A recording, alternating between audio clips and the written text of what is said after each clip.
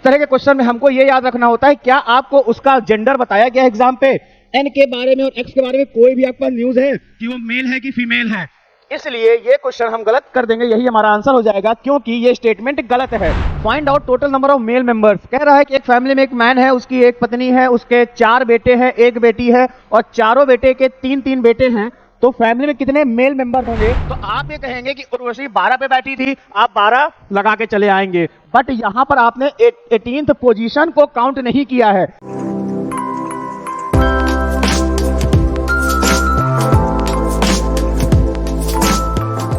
स्वागत है आप सभी का आकार आईएएस प्लेटफॉर्म पर। मैं इंजीनियर वरुण तिवारी आप सभी के सामने उपस्थित हुआ हूं समीक्षा अधिकारी, सहायक समीक्षा अधिकारी 2023 के लिए प्रैक्टिस सेट 9 लेकर। आज हम इसके बारे में सीखते हैं कि इसमें कौन कौन से क्वेश्चंस हैं और उसको कैसे कैसे सॉल्व करना और कितनी जल्दी तरीके से सॉल्व करना है ऑप्शन को देखकर। क्या पेन उठाने की जरूरत है, क्या नहीं है, ये आप खुद डिसाइड करिएगा पूरा वीडियो को देखकर। हमारे पास पहला क्वेश्चन है, if light is called morning, morning is called dark. ये कोडिंग डिकोडिंग का क्वेश्चन होता है, इसमें एक का कोड दूसरे नाम से दिया जाता है, उसको कैसे सॉल्व करते हैं। जब भी ऐसे क्वेश्चन आए, आप सबसे पहले देखिए क्वेश्चन पूछ क्या रहा है। इसने पूछा कि व्हेन डू वी स्लीप, हम कब सोते हैं। तो आप कब सोते हैं? रात में। और रात को क्या कहा जा रहा है यहां पर देखिए, रात को कहा जा रहा है सनशाइन, रात को धूप कहते हैं, इसलिए सनशाइन वाला आंसर हमारा सही हो जाएगा। Next, a family has man, his wife, their 4 sons and their wives. The family of every son also has 3 sons, 1 daughter.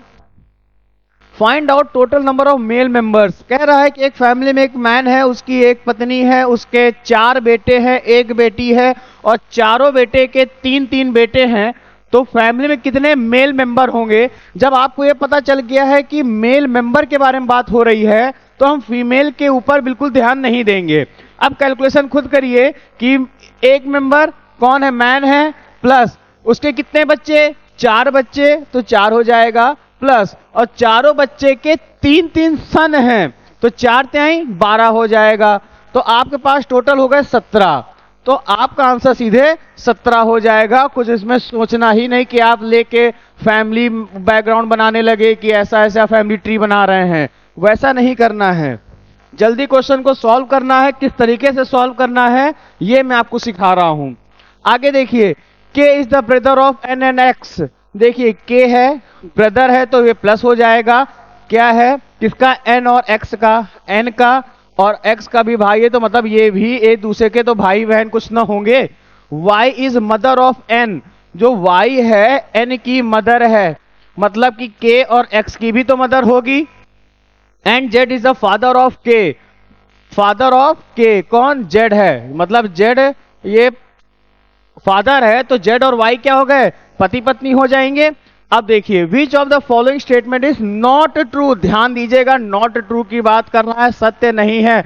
अब आप देखिए, K is son of Z, के इज सन ऑफ जेड बिल्कुल सही बात है, मतलब ये हमारा गलत हो जाएगा। Y is Y of Z, Y is wife of, बिल्कुल सही है, ठीक है ना, इसको भी हम कैंसिल आउट कर देंगे क्योंकि हमको सत्य नहीं का निकालना है।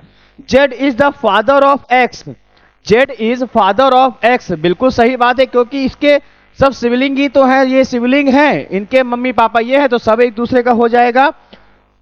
जेड एक्स का पिता। अब हम इसकी बात करते हैं, क्या लिखा है, N is always the brother of X, N is always brother of X. इस तरह के क्वेश्चन में हमको ये याद रखना होता है, क्या आपको उसका जेंडर बताया गया एग्जाम पे, एन के बारे में और एक्स के बारे में कोई भी आपके पास न्यूज है कि वो मेल है कि फीमेल है।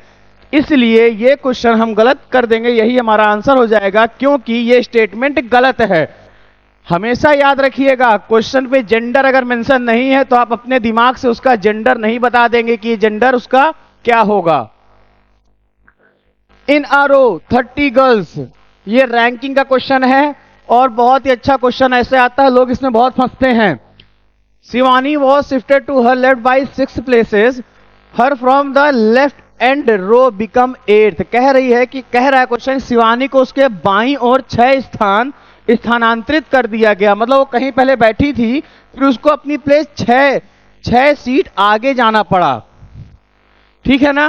तो पंक्ति के बाएं छोर से उसका नंबर 8वां हो गया, 8वां हो गया। मतलब अगर वो ऐसे बैठी है बाएं हाथ से तो वो कहीं यहां बैठी होगी, ये 8वां पोजीशन था और ये 6 पोजीशन शिफ्ट हुई है ना, तो कहां थी ये? पहले थी ये 14th पोजीशन पे, मतलब ये 14 पोजीशन पे थी, तभी तो ये 6 सीट पीछे आई तो 8वें पोजीशन पे हो गई। क्वेश्चन कह रहा है कि पंक्ति के दाएं ओर से उर्वशी का स्थान क्या होगा यदि उर्वशी शिवानी के मूल स्थान से 4 स्थान दाएं ओर थी। अब आप ये बताइए, 4 स्थान दाएं थी मूल स्थान से, तो शिवानी कहां बैठी थी? 14 में बैठी थी। अब इसका मूल स्थान क्या था? 14 था। उर्वशी 4 स्थान दाएं हाथ में थी तो इसका दाएं हाथ इधर, तो ये कहीं 18वें नंबर पे बैठी होगी। 18th पे कौन बैठा है? उर्वशी बैठी है। जब 18th पे उर्वशी बैठी हुई है तो दाहिने हाथ से कितना होगा? टोटल स्टूडेंट कितने हैं? 30 हैं। 30 में से जब 18 लोगों को हटा दीजिए, कौन से 18? यहां से लेफ्ट से लेकर पूरे 18 लोग हो गए। जब इनको हटा देंगे तो 18 से लेकर 30 तक की संख्या पता चल जाएगी। तो जब 30 माइनस 18 किया तो हमारे पास आ जाएगा 12। तो आप ये कहेंगे कि उर्वशी 12 पे बैठी थी, आप 12 लगा के चले आएंगे, बट यहां पर आपने 18th पोजीशन को काउंट नहीं किया है, क्योंकि आप माइनस 18 के 18 लोगों को कर दिए हैं ना, तो 19वें से आपने काउंट करना स्टार्ट किया है। बट उर्वशी कहां बैठी है? 18वें पोजीशन पे बैठी है, इसलिए +1 कर देते हैं तो टोटल 13 आ जाएगा। इसका आंसर 13 हो जाएगा।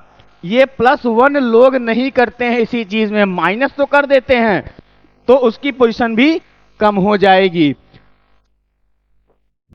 एक ये क्वेश्चन आ गया है, अब आप इसको कहेंगे डाइस का क्वेश्चन है, बट ये डाइस का क्वेश्चन नहीं है, ये सीरीज का क्वेश्चन है। कैसे?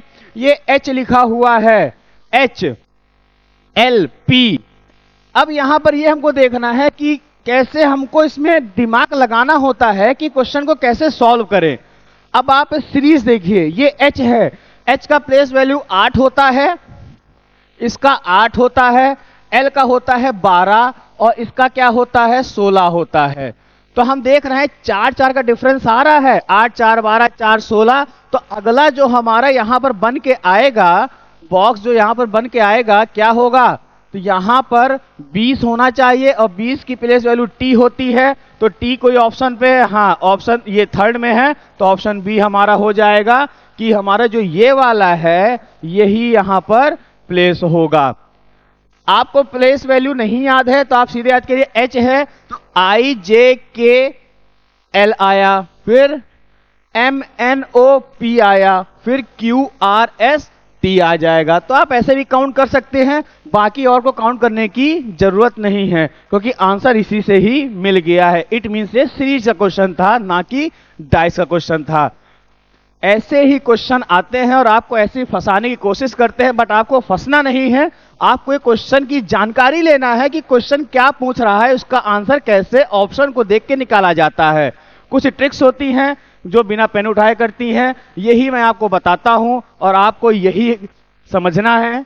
ऐसे ही वीडियो को देखते रहिए, मैं बार बार लेके आ रहा हूं और नई सीरीज लेके आ रहा हूं, प्रैक्टिस सेट में कंटिन्यू ला रहा हूं जिससे आपका पेपर बहुत अच्छा हो और आप सिलेक्ट हो जाए। जय हिंद।